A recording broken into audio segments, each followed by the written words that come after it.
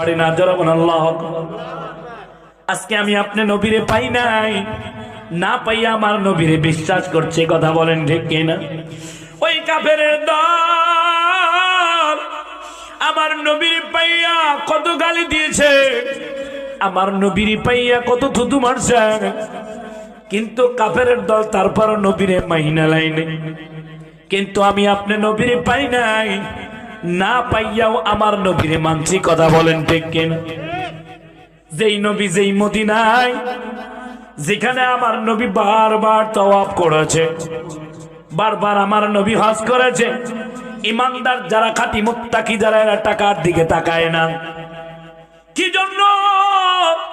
এদের মনে বড় প্রেম জাগছে, দুনিয়ায় কোনদিন নবীরে পাই নাই, আমার নবীর কবর মুবারকটা হইলেও তো দেখতে পারব।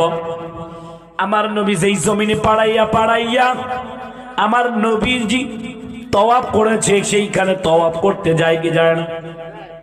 কত গরিব মানুষ, টাকা নাই পয়সা নাই, গভীর রজনীতে আল্লাহর সাথে সম্পর্ক লাগায়, কথা বলেন ঠিক কিনা?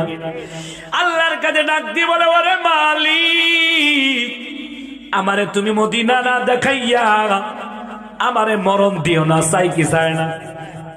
এই দেখেন মসজিদে নববীর পাশে একটা মহিলার বাড়ি, প্রতিদিন হযরতে বিলালের আযান শোনার পর পর নামাজ পড়তে উঠতেন, কিন্তু একদিন ওঠে না।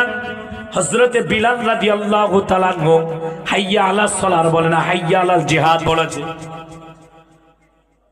মহিলাটার ওঠে না, 7 বছরের সন্তান, মারে ডাক দিয়ে বলে, ওরে মা, তুমি তো প্রতিদিন আযান শোনার পর তুমি তো ঘুম থেকে উঠে নামাজ পড়ো, ওযু করো, তুমি কেন তো আজকে পড়ো না কেন?